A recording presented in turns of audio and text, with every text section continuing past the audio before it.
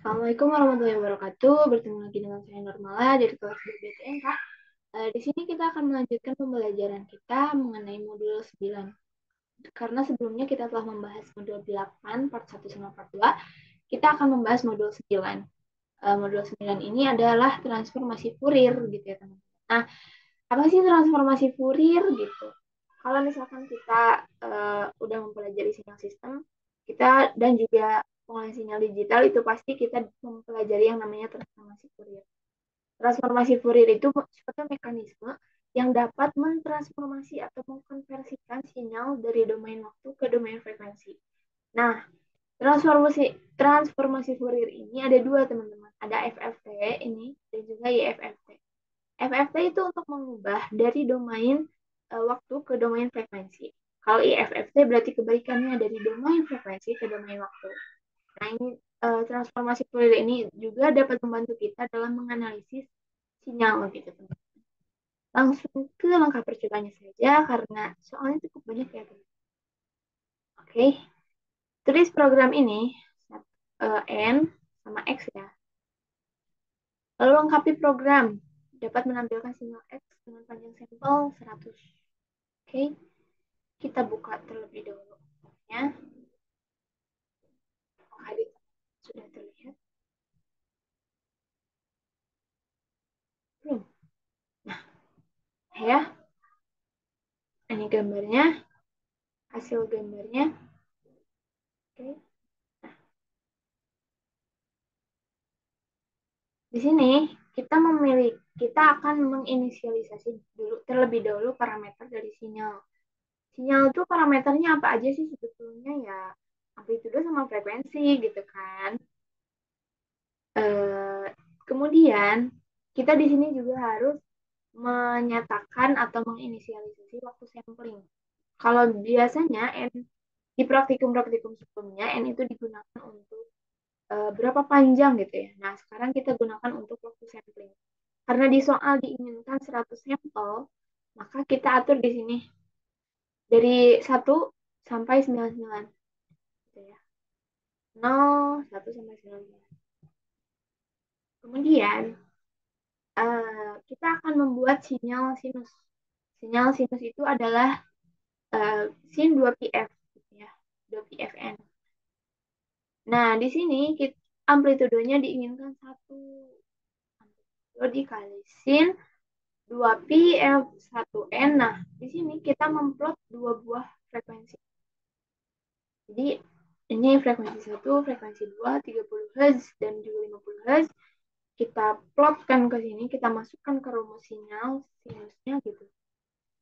Nah, di sini ada terlebih dahulu mengenai frekuensi samplingnya gitu. Ini rumusnya ya, teman-teman. Nah, kemudian ketika kita plot pemrograman ini kita mendapatkan sinyal X seperti ini. Ya, sinyal ini menjadi tidak beraturan gitu ya. Tidak beraturan. Ada yang tinggi, ada yang pendek, tinggi, ke atas. Ini juga titik tengahnya di sini ya, di nol. Gitu. Jadi di atas, kadang di atas, terus kadang di bawah, kadang pendek banget. Ini uh, tidak teratur seperti sebuah sinusoidal yang normal gitu ya. Oke, lanjut. Tambahkan sinyal di atas dengan sinyal derau dengan amplitudonya 0,8. Gunakan perintah run. Sinyal Y, lalu tampilkan bandingkan. Oke, kita masuk lagi aja ke sini. Nah, kita hapus dulu yang ini. Kita running. Dan terlihat di teman-teman.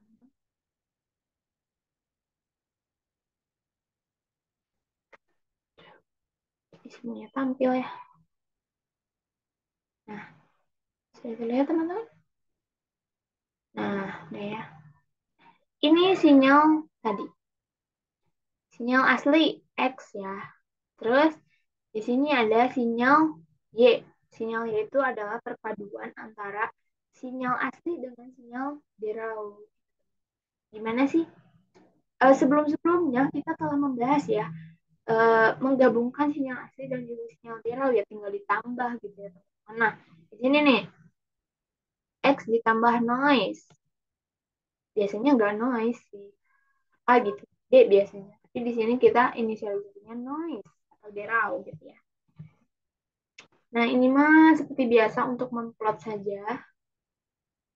Nah, teman-teman bisa lihat di sini gitu ya. Eh, sinyal asli ketika ditambah sinyal derau ya kayak gini gitu bentukannya. Gitu. Gitu ya. Lanjut saja. Lanjut saja ke nomor 3. Nomor 3 apa, teman-teman? Lihat di sini. Setelah didapatkan sinyal X dan Y, sekarang tulislah program berikut ini untuk mengkonversi sinyal X ke dalam domain frekuensi. Ini ya. Ini udah ditentuin. Berarti tinggal kita masuk saja. Nomor 3 berarti ya. Sudah muncul, sudah. Nah, sebetulnya pada program ini udah ditambahkan mengenai keterangan-keterangannya gitu ya teman-teman. Jadi tinggal dibaca saja sih sebetulnya gitu. Tapi kita juga harus mengerti sih harusnya ya. Nah, di sini ada transformasi Fourier FFT. Jadi FFT ini akan mengubah domain waktu ke domain frekuensi gitu ya teman-teman. Nah, di sini ini tadi di soal itu ini ya udah ditentuin ya X sama dengan FFT 512, kemudian ada PXX, kemudian ada frekuensi, kemudian ada plot. Nah, jadi kita akan membahas mengenai ketiga baris perintah empat ya, empat baris perintah itu saja gitu. Kalau sisa-sisanya itu ya seperti yang tadi itu. Nah, jadi sebelum kita memasuki ke FFT ini, kita ubah dulu si N. Kenapa kita ubah N? Ini ya. Karena diinginkan sebanyak 600 sampel. Jadi dari 1 sampai 599 gitu ya. Itu untuk 600 sampel. Nah, kemudian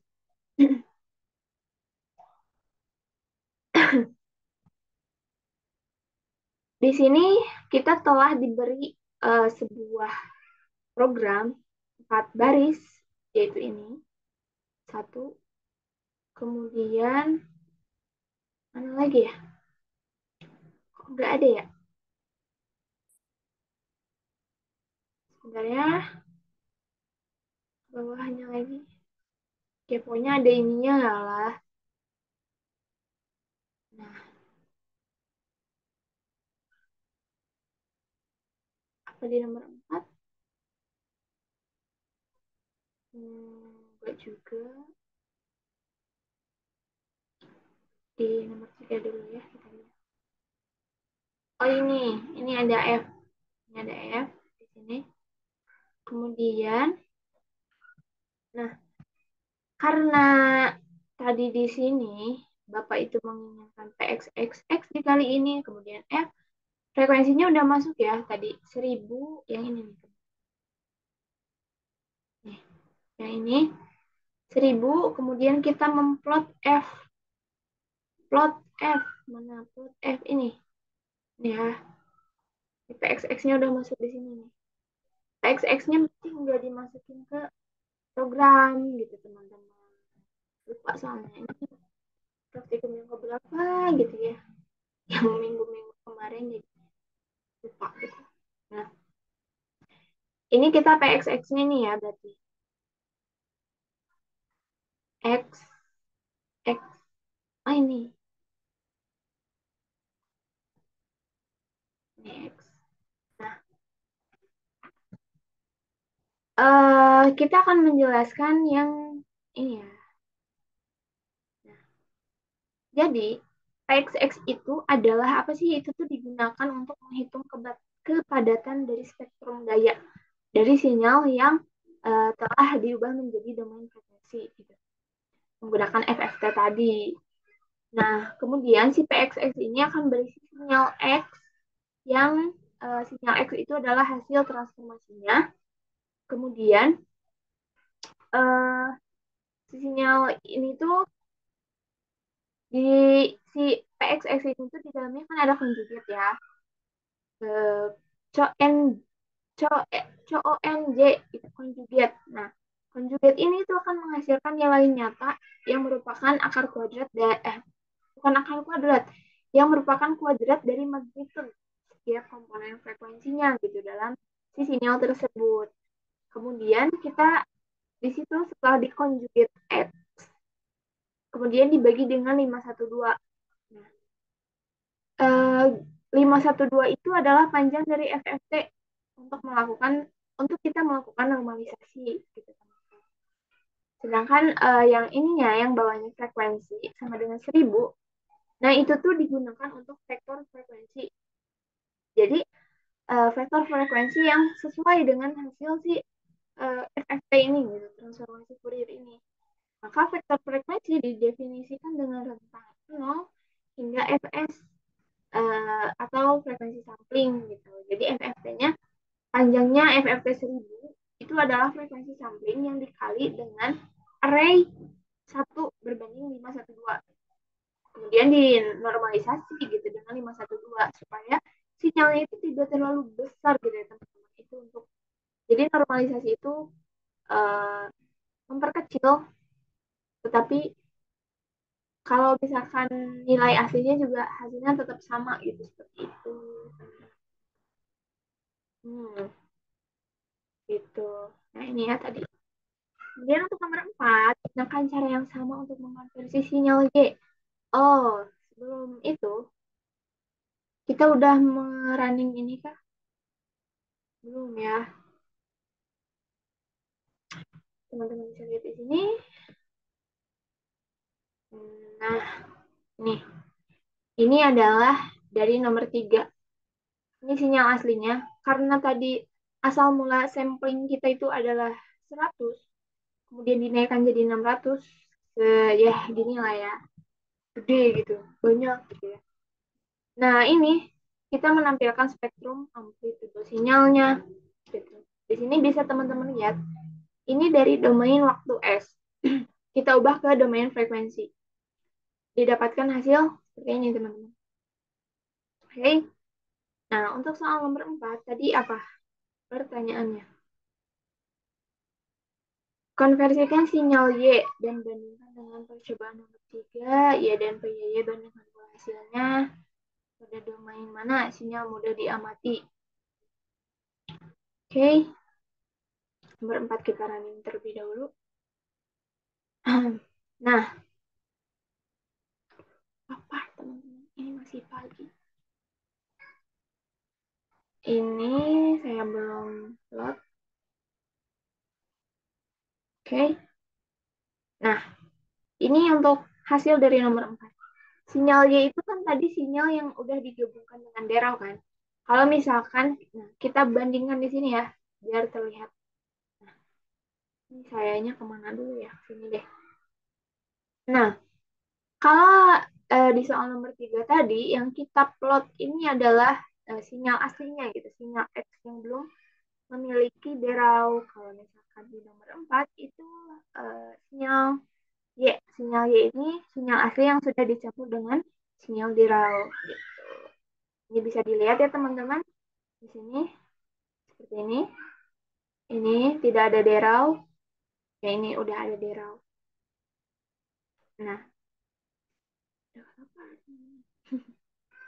sebetulnya ini sama saja sebetulnya ya. Dengan perintah yang nomor 3 tadi, cuman ini uh, plusnya itu ada deraunya gitu. Derau gitu ya. Itu sama sih sebetulnya, cuman ya beda aja. Beda maksudnya beda di sini aja. Kalau di sini los, nggak ada deraunya, di sini ada deraunya.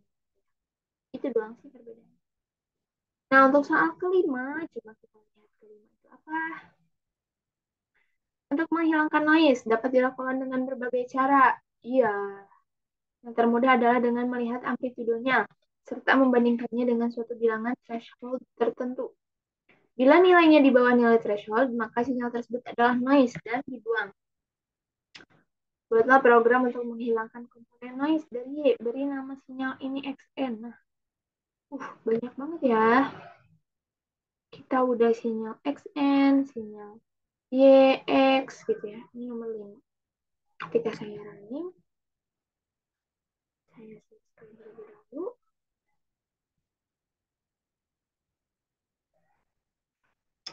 Nah, ini ya yang figur 5. Ini sinyal asli yang ada deraunya, kemudian ini spektrum dari sinyal Y ini. Nah, ini sinyal XN yang tanpa derau. Kita menghilangkan si derau tersebut. Tetapi penghilangan sinyal yang berderau seperti ini, kita menggunakan suatu bilangan threshold ya namanya tadi di sini. Thresholdnya berapa? Oh, tertentu. Berarti tidak ditentukan gitu ya thresholdnya berapa. Nah, jadi teman-teman bisa lihat di sini bahwa sinyal yang bernoise pada program ini, sinyal Y ya, sinyal yang bernoise, kita nggak menghiraukan spektrumnya. Kita melihat sinyal Y-nya dulu gitu. Nah, uh, ini si deraunya itu bisa kita hilangkan dengan menambahkan suatu nilai threshold tertentu. Di sini nilai thresholdnya adalah ini 30. 30.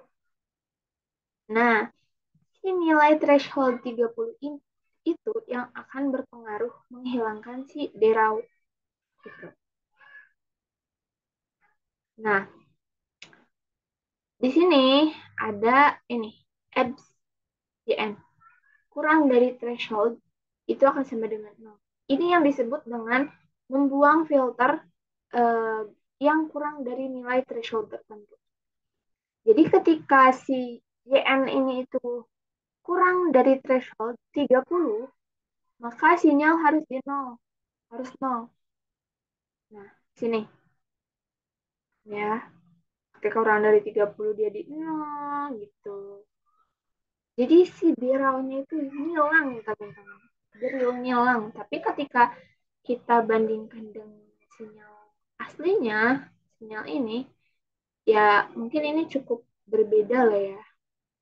Karena amplitudenya saja dia udah mulai turun sedikit demi sedikit. Nah, berarti threshold itu mempengaruhi apa sih gitu.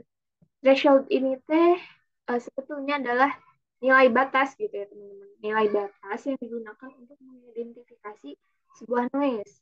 Jadi komponen YN itu yang mempunyai magnitude yang lebih kecil dari si threshold ini, itu akan dianggap noise gitu.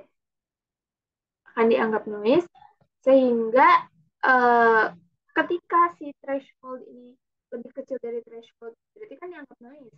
Berarti yang dianggap noise itu yang akan dibuang sehingga si derau-derau ini tuh yang akan menghilang gitu.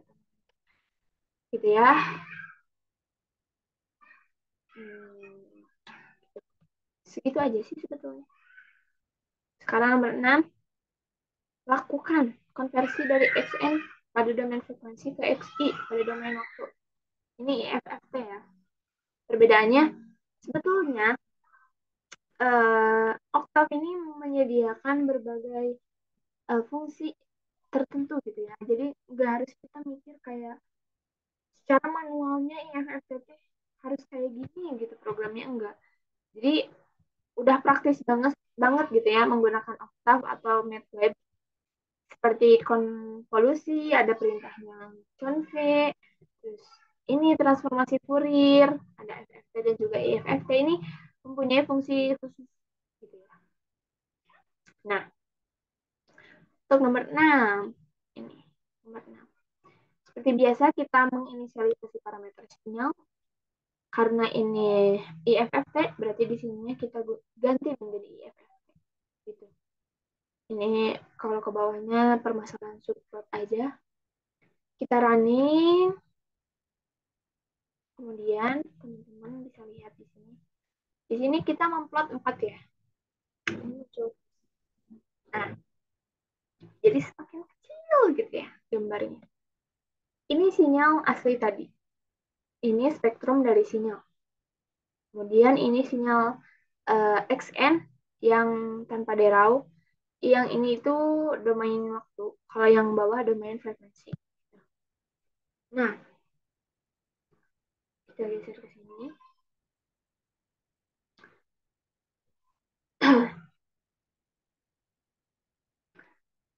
XI, ini XI ya. Sebetulnya untuk menganalisis sinyal itu tergantung kebutuhan kita ya. Kita maunya apa gitu. Karena kalau misalkan menganalisis sinyal yang pada domain waktu, kita memerlukannya pada domain waktu ya berarti kita lihat di domain waktu. Kalau misalkan kita mau di domain frekuensi, berarti menganalisisnya gitu. Berarti kita gunakan yang domain frekuensi. Cuman ketika kita telah uh, menguasai teoritis dari transformasi Fourier ini ya kita bisa melihat gitu di sini. Kalau misalkan sinyal waktu analisisnya gini nih, kalau misalkan domain frekuensi ya berarti gini nih gitu teman-teman ya. Itu doang sih. Jadi kesimpulan dari si transformasi Fourier ini itu ada dua buah tool pada Fourier transform. Itu ada yang mengubah dari waktu ke frekuensi atau dari frekuensi ke waktu.